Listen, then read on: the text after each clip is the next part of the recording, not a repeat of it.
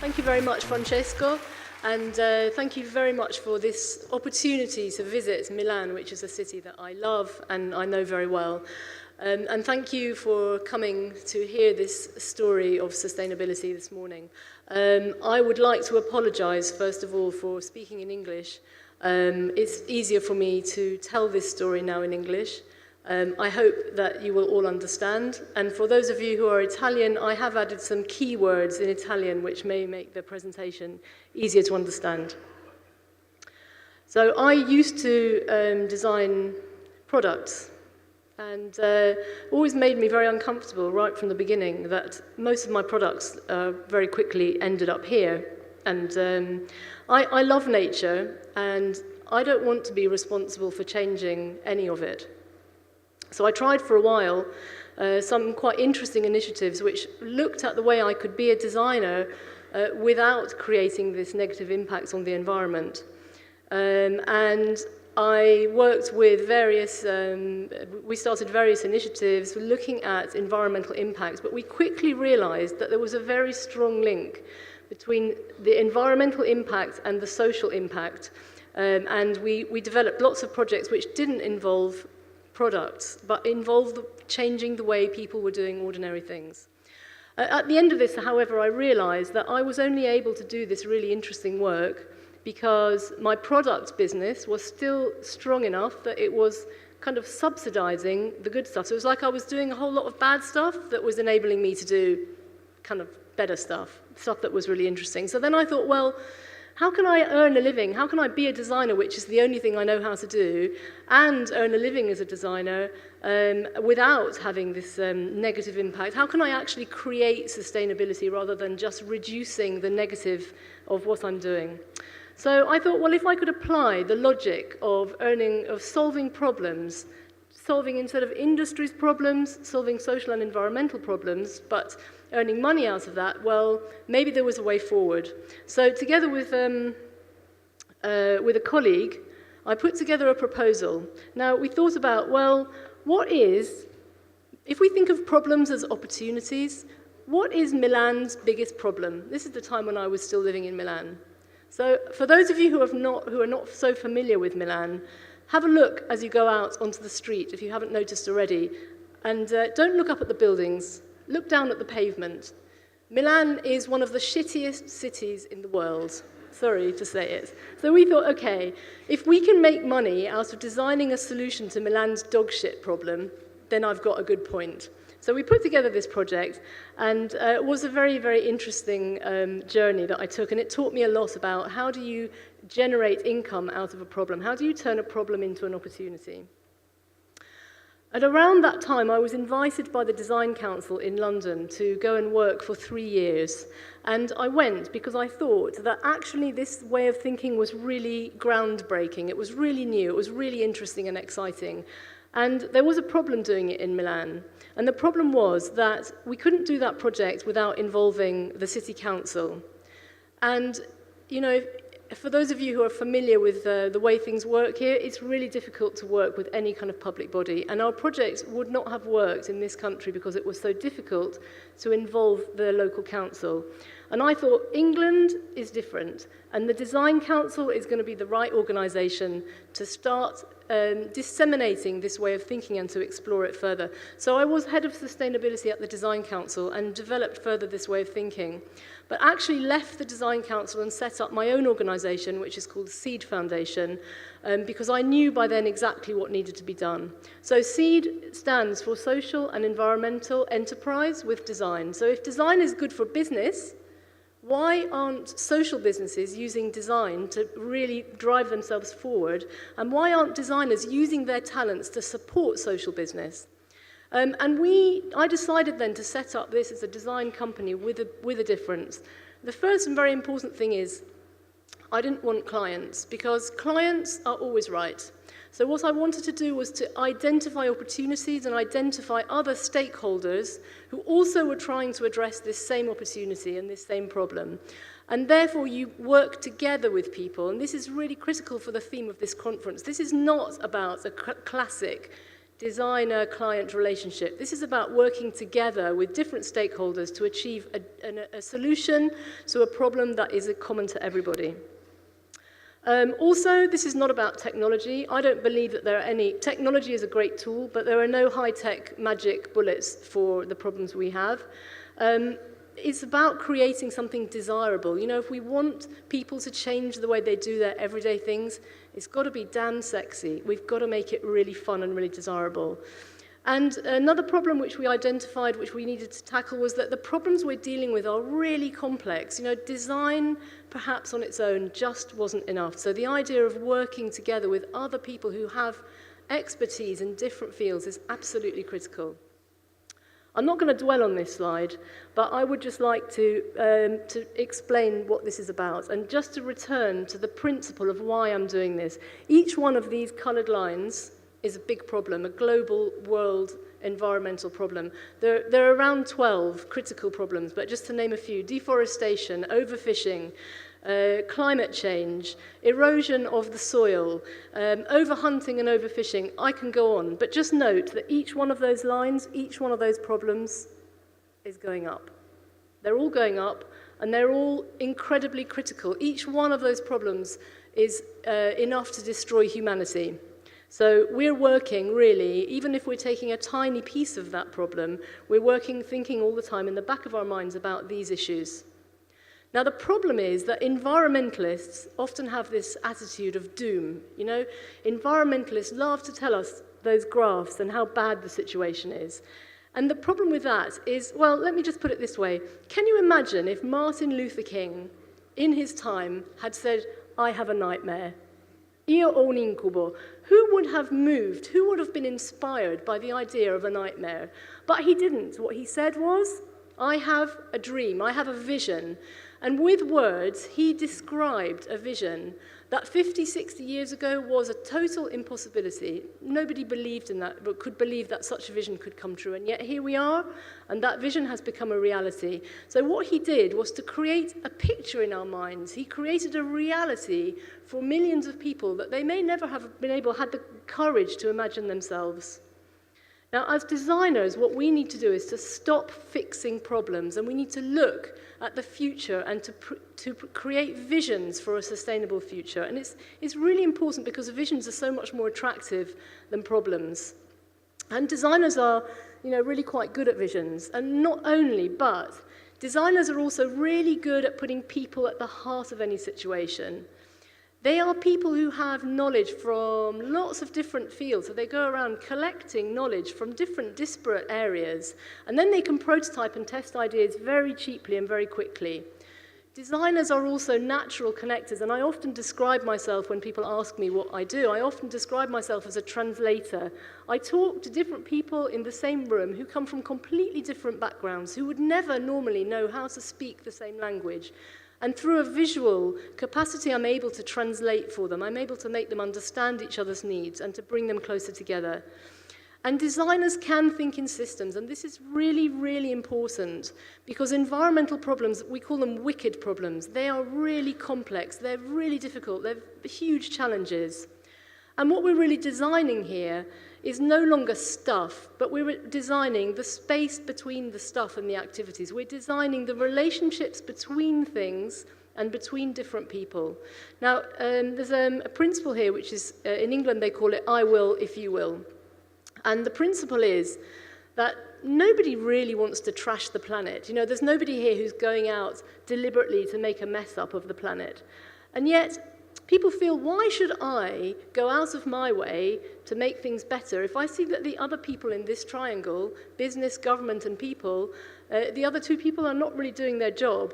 Why should I be the one to make the effort? So in order to make anything change, it's really important that everyone sees that everyone is doing their bit. And we call this principle, "I will if you will." So is design enough? Well, my conclusion is no, design is definitely not enough. And actually, at a certain point when I had set up Seed Foundation, when I was approached by an organisation called Design London, it was really interesting for me because this was an organisation that was trying to bring together the creativity of the Royal College of Art with the science, the technology, and the business skills from Imperial College London.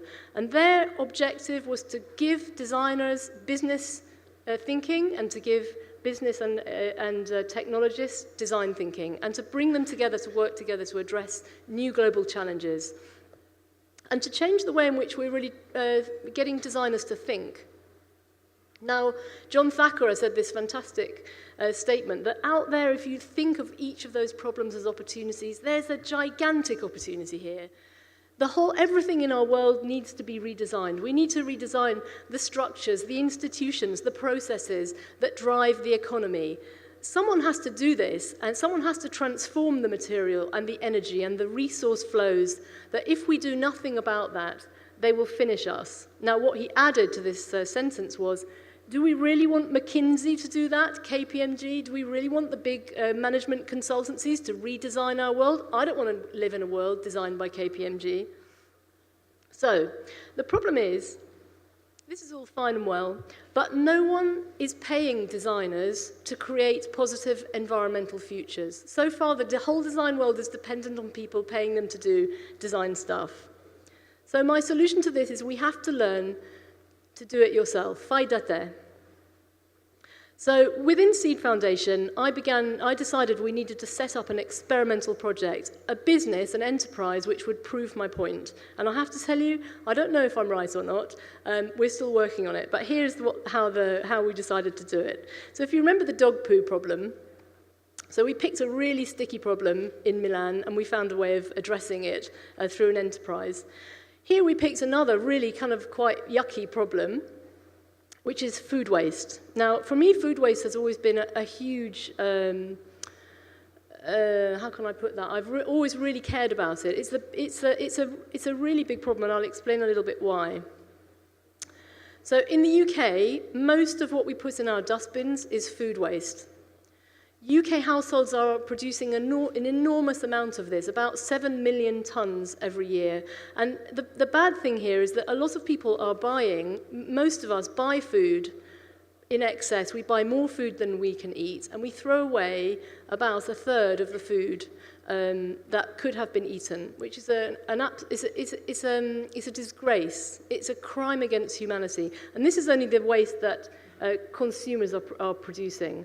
Now, I heard recently that if you were to put together all of the waste, all of the food that is wasted along the entire supply chain, from the farmer all the way through to the consumer, then we would be able to hit our greenhouse gas emission targets 100%. So that is how severe the situation is. Furthermore, when you put food waste, biodegradable waste, into landfill, it generates methane, it degrades without oxygen, and it creates methane. Methane is 23 times worse as a greenhouse gas, 23 times more powerful than CO2. So a lot of greenhouse gas emissions in the UK are coming out of landfill sites. Now, as I said, this is a problem. There's a big pain here, but it's also an opportunity. And here's the opportunity. When we looked into this, we found that actually there's legislation in Europe that is making food waste very, very expensive for local councils to deal with. Currently, it costs the local council, the minimum it will cost the local council in the UK is about £135 per tonne. And this cost is going up, partly through this legislation. It's also very difficult to get it. People don't want to give you their food waste, and it's particularly difficult in urban, inner-city environments. We also recognise that in a lot of public spaces in inner cities, there are lots of unused public spaces, and that there's a strong link between food waste and new food. And if people were to understand that food waste is not a waste stream, but it's a resource, it's a very rich nutrient for the soil, then maybe this is a good way of getting people to give you their food waste. Here's a graph. I'll just dwell on this for a second. But if you look at the red line at the top on the left, when we started this project in 2008, the target of the amount of biodegradable waste that was allowed to go to landfill in one London borough was way up there, you see, 56,000 tonnes. By 2020, they have to get that down to 24,000 tonnes. That's really hard in a moment when actually the waste stream is still going up 3% every year. So Food Loop, our project, we set out to get every housing estate in Britain composting their food waste on site and using the compost to grow fruit and vegetables near their homes. And what we wanted to do was to design a service that responded to this environmental challenge, but also a business case to make it financially sustainable, but also make it repeatable. So once we can get it working in one place, we should be able to repeat it, have a formula with which we can then roll it out to other estates. And we call this the food loop. And I'll explain this very quickly. There's a machine, which is, we didn't design this machine, it's already on the market.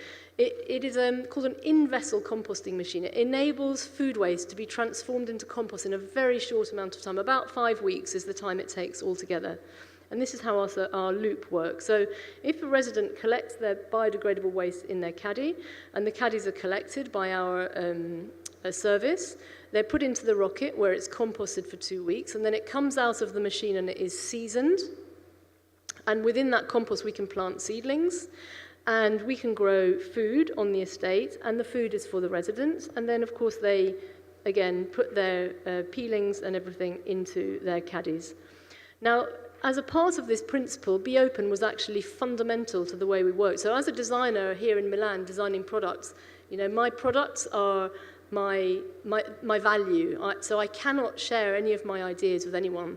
When we started doing this, I had zero knowledge of waste management. It was just a concept.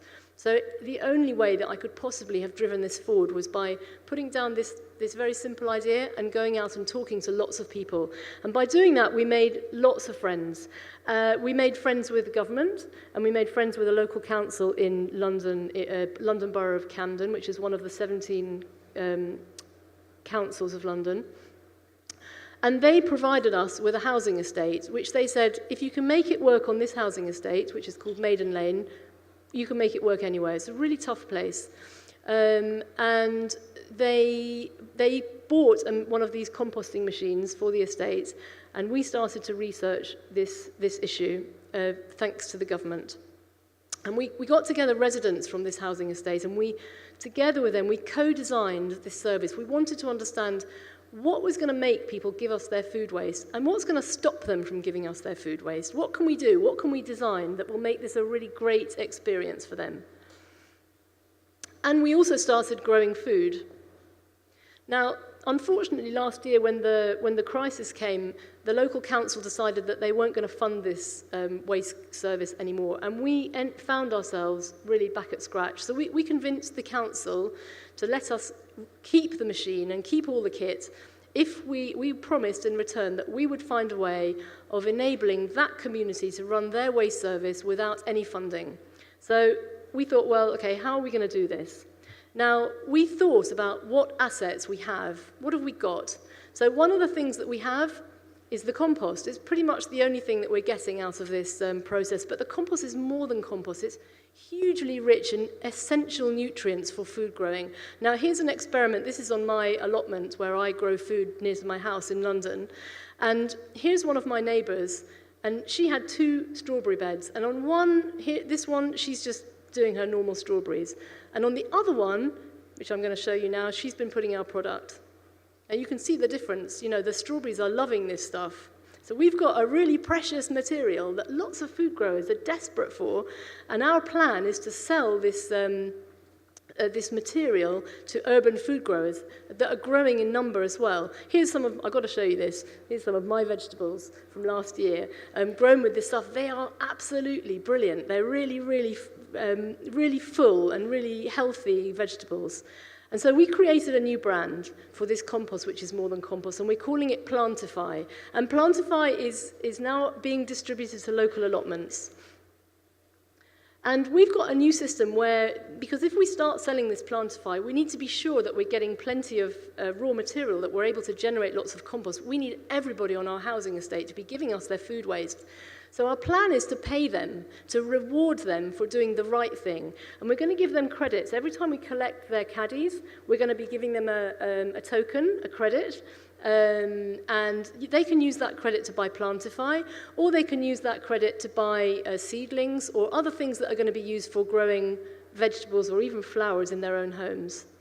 And works a little bit like this. I won't explain this now, but I think the concept is pretty clear.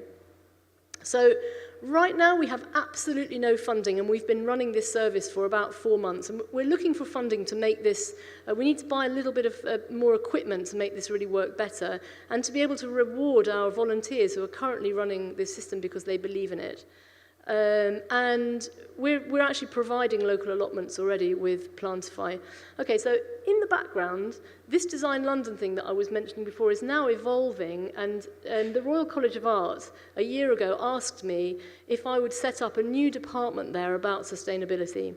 So we set up Sustain exactly a year ago, and my question really has been, well, is this possible for other people to do this? Can I teach this to people? Can my students do it?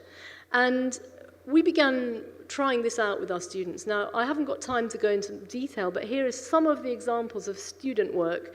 I mean, I have to say, firstly, I've never met a designer in all the workshops I've done that can't do this. They can all do it. But second of all, they can all do it much better than me. They're really good at it. So here's a project which is taking the 1 million bicycles that are put into landfill every year in Britain, is taking those bicycles, using the spare parts, training kids who are street kids, kids who are in extreme risk of going down the wrong path, and training them how to rebuild bicycles and customize them so they become really exciting and sought after objects for the public. Here's a project about how do we encourage the development of urban beekeeping, and this is a project about urban honey.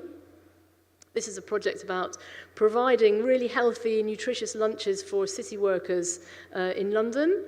And here's a project that I did very recently in Bangkok, where we were looking at street food to see if there were opportunities for enterprise in street food there. And actually, they came up with 5 different proposals, and this one was the cutest one because it was just about the washing of the dishes that goes on in the streets in Bangkok.